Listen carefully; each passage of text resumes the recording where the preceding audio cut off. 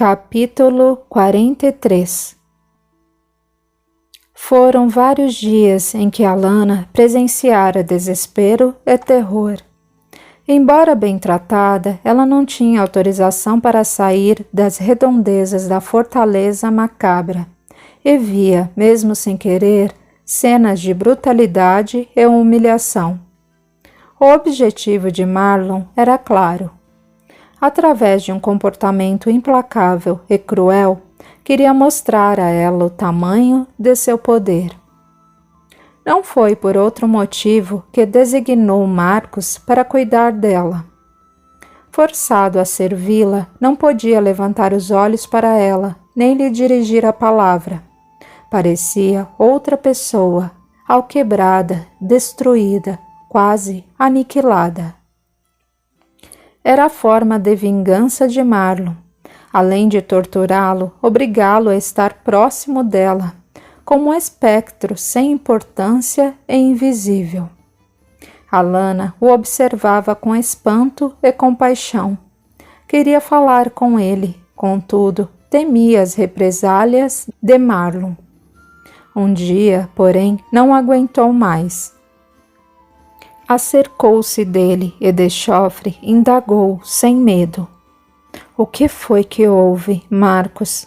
Como Marlon conseguiu colocar você nessa situação? Temendo o castigo, ele não respondeu. Fale comigo, por favor. Não posso, sussurrou o mais inaudivelmente que pôde. Não é possível, Marcos. Este não é você. Ele sorriu amargamente e arriscou lançar-lhe uma olhadela rápida e tímida. O pavor havia dado lugar à vergonha. Você deve estar se perguntando como um general arrogante feito eu se transformou neste ser covarde e desprezível, não é? Não é isso. Imagina os horrores a que Marlon deve tê-lo submetido. Não, Alanna, você não imagina. Marlon possui um jeito tão especial de converter até os renitentes como eu. Como foi que ele o trouxe para cá? Foi tudo muito súbito e inesperado. Começou ele, segurando as lágrimas e a vontade de tocá-la. Em um momento eu estava em seus braços, sentindo a vida se esvair de mim. Em outro, me vi rodeado por seres sombrios, que me xingavam e me apontavam lanças. Preocupado com você, virei-me em sua direção, mas você já havia partido. Via ao longe, praticamente arrastada pelos seus guerreiros. Naquele instante, senti a primeira pontada da lança, que me atingiu nas costas. Em seguida vieram outras e mais outras, até que meu corpo inteiro foi perfurado e ao mesmo tempo acorrentado. Tentei me libertar, mas percebi que cada ferida funcionava como um gancho, do qual saíam elos poderosos que eu não tive forças para partir. Pelos deuses, Marcos! Alanna horrorizou-se. E pensar que eu estava ali, tão perto, eu abandonei. Você não poderia ter feito nada. Meu espírito, livre da matéria, encontrava-se entre os invisíveis, inacessível à sua influência, porém inteiramente preso ao domínio da súcia de Marlon, como logo descobri. Marlon apareceu por lá? Ele acompanhou a batalha o tempo todo. Acho que não sabia o que iria acontecer.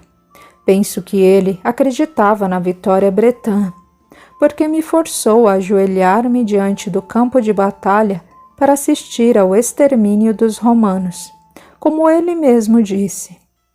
Pensei em lhe dizer que a derrota de seu povo era certa. Eu conhecia a estratégia de Suetônio e a indisciplina dos bretões, logo não tínhamos como perder. E Marlon assistiu ao massacre dos celtas sem poder intervir. Exatamente. Foi uma carnificina, o que alterou ainda mais o humor de Marlon. Creio que ao ver sua gente caída e os rios de sangue que banhavam seus corpos, Marlon enlouqueceu de vez. Dentre os mortos, vários espíritos se levantavam, a maioria desorientada, perdida, sem compreender bem o que estava acontecendo. Alguns foram levados, outros permaneceram vagando por ali, outros se associaram a Marlon. Mas apenas você foi capturado. Do lado romano, sim, Marlon não parecia interessado em capturar inimigos, queria aliados. E depois, a maioria dos romanos tinha sobrevivido. Os poucos mortos, além de mim, claro, não estavam ao seu alcance. Você viu Morrigan? Ela questionou, curiosa. Morrigan, repetiu ele, pensativo. Não sei se o que vi foi Morrigan, mas pude ver, de relance, uma espécie de aparição sobre você. Era como uma deusa de cobre, toda de vermelho, empunhando uma espada sobre sua cabeça, como se quisesse protegê-la. Foi muito rápido, porque logo em seguida veio a primeira estocada. Oiá, avaliou ela. Devia ser Oiá. Não, com certeza era Oiá. Já lhe falei sobre ela, lembra? Talvez fosse ela, eu não sei. Mas era com certeza uma visão espetacular. Pensei que ela a estivesse protegendo. Mas vendo você aqui, creio que sua interferência não foi muito eficaz. Oiá me protegeu na batalha, mas não pôde me defender de Boudica. Foi ela quem me matou. Sim, foi o que ouvi dizer. Mas não quero falar de mim agora. Conte-me mais sobre você. Não há muito mais o que contar. Marlon ficou enfurecido com a derrota de seu povo e lançou sobre mim toda a sua fúria, reforçada pelo ciúme. Não sei se você sabe, mas estivemos ligados em outra vida. Eu sei. Foi por isso que Marlon me perseguiu. Não propriamente por eu ser um invasor inimigo, mas por ser seu inimigo pessoal. Isso me valeu toda sorte de humilhações e torturas. Fui espancado, queimado, asfixiado, esfaqueado, mutilado, esfolado, sodomizado. Calou-se, afogado pela dor e pela vergonha. Oh, Marcos, eu sinto tanto. Não sinta. São coisas da vida e da morte. Mas a tortura quebra um homem, sabe? Principalmente se ele só vive em espírito. Quando ainda se tem um corpo de carne, a morte é a esperança de fim dos tormentos. Mas quando já se está morto, o suplício não acaba. As lesões não se curam e, ao mesmo tempo, não conduzem à morte. Dia após dia, noite após noite, a dor prossegue, insaciável, aterradora, sem nunca chegar ao fim. Ela fechou os olhos, horrorizada ao imaginar as desumanas torturas pelas quais ele devia ter passado. Marlon pode ser poderoso, mas não domina o mundo. Forçou-se a dizer, afastando a imaginação das cenas grotescas. Sei de um lugar melhor do que este, onde os espíritos são bons, calmos e generosos. Com certeza, tem muito mais poder do que ele. Mesmo assim, você foi trazida para cá. Marlon pensa que me trouxe aqui apenas pela força da sua vontade. O que ele não sabe é que tenho uma missão a cumprir. Que missão seria essa? Ela não teve tempo de responder. Um estrondo levou medo aos dois espíritos que olharam assustados na direção de onde partia o barulho. Na porta de entrada surgiu Marlon, furioso e enlouquecido, as mãos pesadas, carregadas de ódio e violência, passando de um lado a outro uma chibata de fogo. Eu avisei, rugiu ele, estalando o chicote ígneo nas faces de Marcos. Disse para você não falar com ela. E o que você fez? Na primeira oportunidade, foi chorando, feito um bebezinho, para o colinho da mamãe. As chibatadas deixavam linhas incandescentes impressas no rosto do romano, impossibilitado de se defender pelas correntes que o prendiam. Aterrorizada com a brutalidade da cena, Alana perdeu a fala e os movimentos, assistindo a tudo com aparente incapacidade de reação. Quanto mais Marlon açoitava Marcos, mais seu rosto se contorcia de satisfação.